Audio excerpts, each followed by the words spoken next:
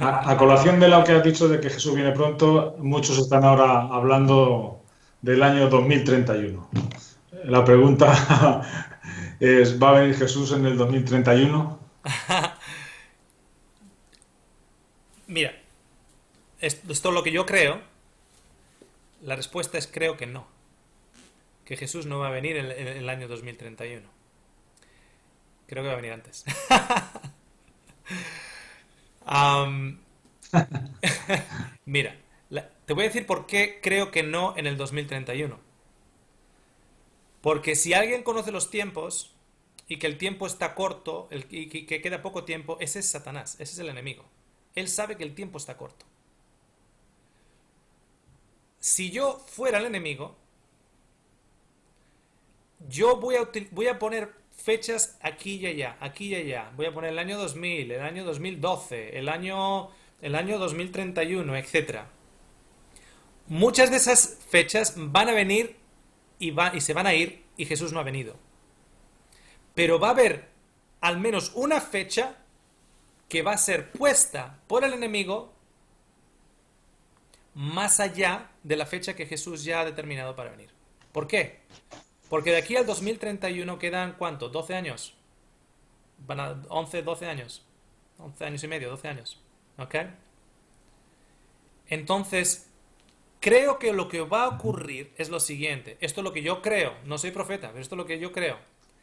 Que según vaya avanzando el tiempo, los meses el año 2018 acabe y el año 2019 acabe, la fecha del 2031 va a coger cada vez más y más y más fuerza. Entre los cristianos, más y más y más fuerza. Y en el 2020 el cristiano se va a pensar que le quedan 11 años. O va a haber muchos cristianos que van a pensar que les quedan 11 años. Cuando en realidad muy puede que Jesús venga antes y no estén preparados. Porque puede que no le queden 11 años, puede que le queden 5 años. Te voy a decir lo siguiente, Manuel. Yo no pensaba enterrar a mi esposa en el 2018. Va a haber gente que va a estar escuchando esta entrevista que no tienen hasta el 2031.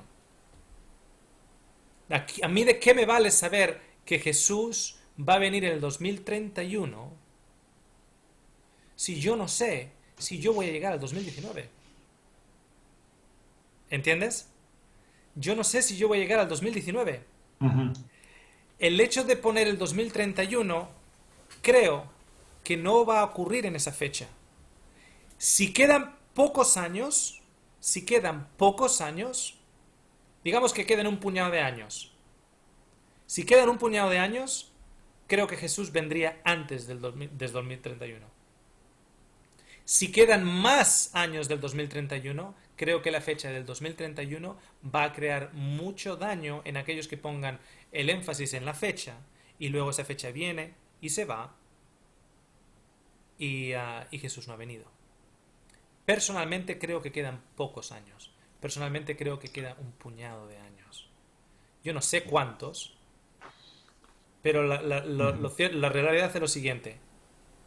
Creo que yo personalmente no voy a estar vivo en el 2031. Puede que me equivoque, puede que se me llene el pelo de canas y la barba de canas, etcétera, etcétera, y que sí esté vivo en el 2031. Pero creo que yo no voy a estar vivo en el 2031. O al menos no para ver si el 2031 era la fecha. Mira, mi vecino se llama Russell. Es la fecha. Él trabaja con cipreses, hace cajas de papa, de patata, para las patatas. Y mi esposa me dijo, am, si fallezco, a mí que me entierren con una caja de Russell. Y yo le digo, si estás loca. Si te ponen ahí una caja si te ponen una caja de pino, porque es de ciprés, es como el pino. Ah, al menos se ve como el pino. No es exactamente igual, pero le digo, estás loca.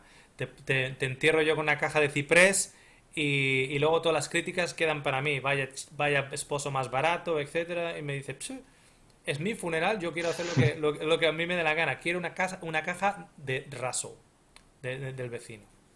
Bueno, pues la caja que se ve en el funeral fue hecha por Russell. Russell hizo una caja de ciprés. Y, y es Verónica, o sea, es rústica, una caja rústica, es como Verónica era.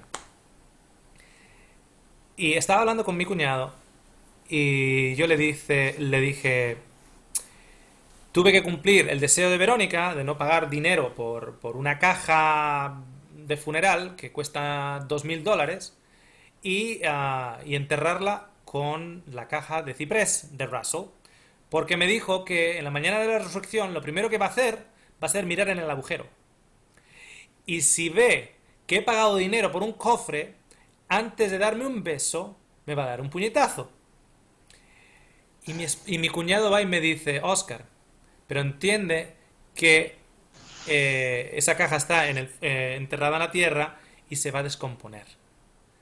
Y lo que yo le dije a mi cuñado es lo siguiente, el ciprés tarda entre 7 y 10 años en descomponerse. ¿Sabes lo que quiero decir con eso, Manuel? Sí, sí, El queda ciprés, claro, queda claro. el ciprés tarda entre 7 y 10 años en descomponerse. Puedo estar totalmente equivocado y eso no cambia. Yo sé que Jesús va a venir pronto. ¿Cuán pronto? ¿40 años? ¿30 años? Yo creo que mucho más pronto. Pero si estoy equivocado, estoy equivocado. Eso no cambia mi fe. Yo sigo esperándole y sigo trabajando para él. De hecho, te voy a decir una cosa. La semana pasada estaba arrodillado en la cama, al lado de la cama, y le decía, oh Señor, ¿cuánto quiero que vengas? Quiero que vengas a final de este año. Y el Señor me impresiona el corazón y me dice lo siguiente. ¿Qué oración quieres que conteste, Oscar? ¿La de quiero que vengas a finales de año? ¿O la de Señor, salva a mi padre? Señor, salva a mi hermano Rubén. Señor, salva a mi cuñada. Señor, salva a Marco. Señor, salva a Raso. Salva a Simon.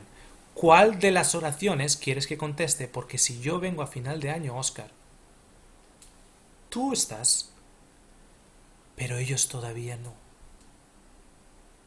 Entonces estamos en esa encrucijada en la cual que Dios ven rápido y Dios decirte, sí, si yo vengo hoy, si yo vengo mañana, si yo vengo en la primavera del 2019, ¿qué va a pasar con aquellos que tú estás orando para su salvación? ¿Y si no están listos? ¿Quieres que conteste esa oración también? Entonces, ¿cuál es mi función en estos momentos?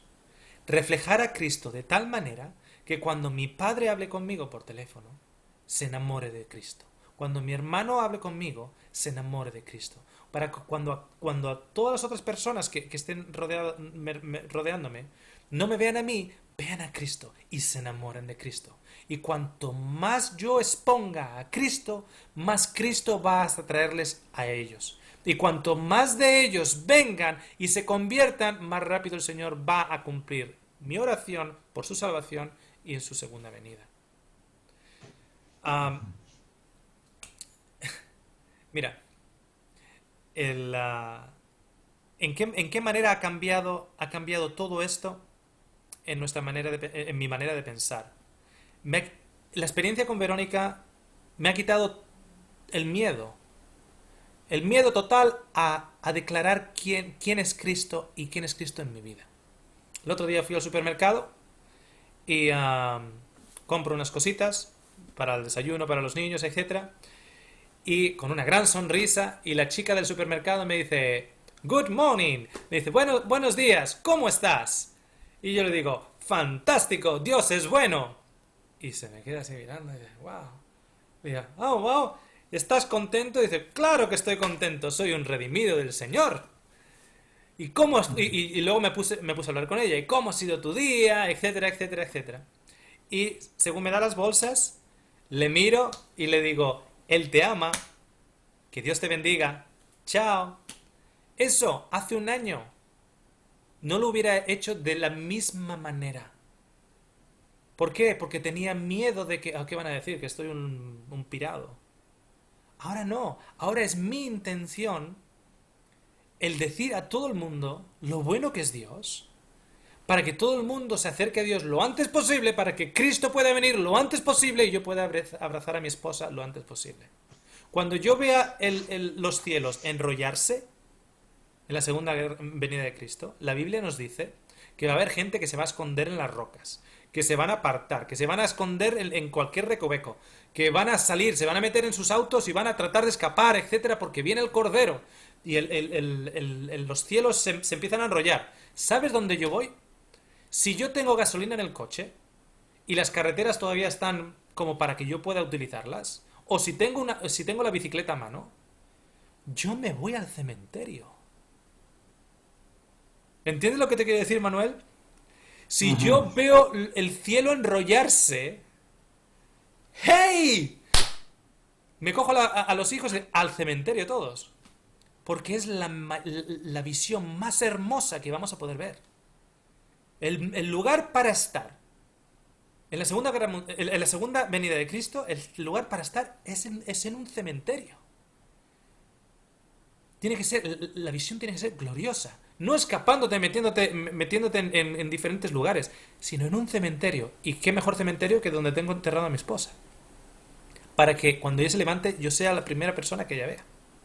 Aparte de Cristo.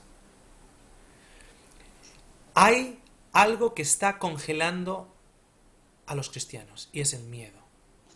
El miedo de la persecución, el miedo de cómo está este mundo, el miedo de que se huele en el ambiente un ataque nuclear, o que se huele en el ambiente un ataque atómico, o que se huele en el ambiente una persecución o una restricción política o una crisis económica, etcétera. Es el miedo.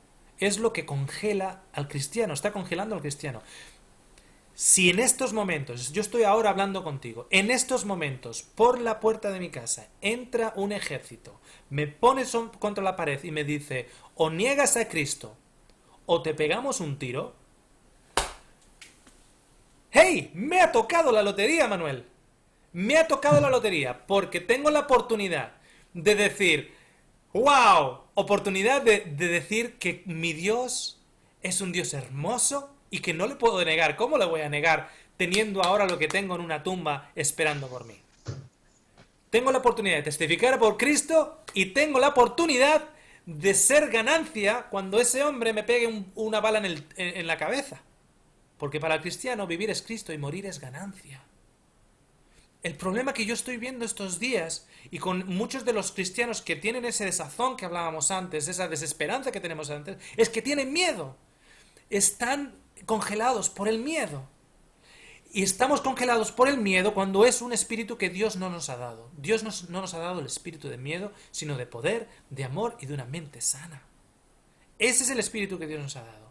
El tener miedo es no entender lo que estamos ganando con el Evangelio, la realidad del Evangelio.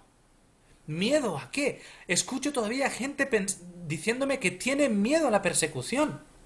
Pero si uno ve las Escrituras y Jesús dice que te van a sacar de las sinagogas, que te van a perseguir, que te van a criticar, que te van a hacer todo, y luego Jesús va y dice, alégrate y regocíjate.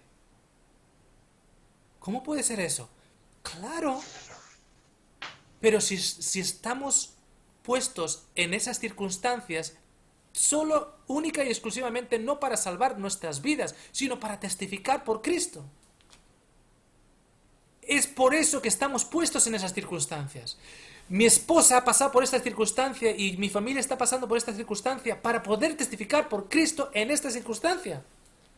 Si viene una persecución sobre nosotros, como ha pasado en Siria, y todavía está pasando, y que se va a extender en muchas más áreas, como está pasando todavía en China, etc.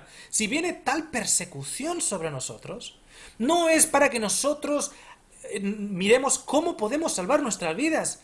Ese no es el propósito de la persecución. El propósito de la persecución es para que en la persecución nosotros alabemos y glorifiquemos y mostremos a Cristo. Lo peor que ha pasado en este mundo es cuando el enemigo se ha hecho diplomático. Ha sido lo peor, ha sido el daño más grande en este mundo. Cuando el enemigo se ha hecho diplomático. Cuando ha hecho diplomacia, ha sido cuando el cristiano se ha vuelto templado. ¿Sabe lo que se necesita para que un cristiano se vuelva caliente?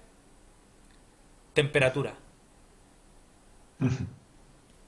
Eh, la temperatura ambiental tiene que crecer, tiene que aumentar. O bien por una enfermedad, o bien por una crisis económica, o por una persecución, o lo que sea. De esa manera, cuando la temperatura aumenta, el cristiano se vuelve más caliente. ¿Por qué tenemos tantos cristianos templados? Porque viven en un estado de semiseguridad. Y cualquier cosa que trata de atacar esa seguridad, ellos tratan de contrarrestarla. Continuamente contrarrestarla. Nosotros no tendríamos que tener miedo. De hecho, no es lo que Dios quiere de nosotros. Tenemos que dar las gracias al Señor por todo, incluso por la persecución. Imagínate, cuando el enemigo se enfrenta contra ti y ve que no importa lo que te haga a ti, tú vas a seguir alabando a Dios, ya no tiene poder sobre ti. Eres un hombre libre. En estos momentos, yo me siento un hombre libre. ¿A qué me refiero con ello? No hay nada que puede hacerme. Alguien me puede decir, bueno, te ha quitado la esposa, te puede quitar los hijos. Ya, yo sé dónde están mis hijos en estos momentos espiritualmente. Yo sé lo que la fe de su madre ha hecho sobre mis hijos. Les ha dado una esperanza. Mis hijos, cada uno de ellos, tienen claro qué tienen que hacer para volver a ver a mamá de vuelta. Y es tener la fe en Cristo de la misma manera que la mamá tenía. O sea, mis hijos en estos momentos, negar a Cristo significa que están perdiendo la eternidad con su madre. Y lo tienen bien claro. En lo mismo que yo. Negarle a Cristo. Y negar a Cristo significa que cuando las circunstancias van mal, empiezo a... Señor, ¿por qué? ¿Por qué? ¿Por qué? Eso también es negar a Cristo. Cuando estamos preguntándole simple ¿por qué? ¿Por qué? ¿Por qué? ¿Por qué esto? ¿Por qué esto? ¿Por qué esto? ¿Por qué esto? ¿Por qué lo otro? En lugar de simplemente confiar en Él. También es otra forma de negarle. Yo no puedo tener el lujo de negar a Cristo. Porque pierdo a Cristo, pierdo la vida eterna y pierdo a la chilena más hermosa del hemisferio sur. Es demasiado. Pierdo demasiado por negar a Cristo. Entonces, el enemigo tiene que encontrarse cristianos, y es lo que Dios quiere, que ya no tengan nada que perder. Jesús nos dice, no temáis de aquel que puede matar el cuerpo. Y todavía escuchamos a cristianos temerosos de una persecución, si la persecución es lo mejor que nos puede pasar. Es lo mejor. Es lo mejor porque nos va a unir a Cristo de la mejor manera posible. ¿Tiene sentido, Manuel, o no? Totalmente, desde luego está claro.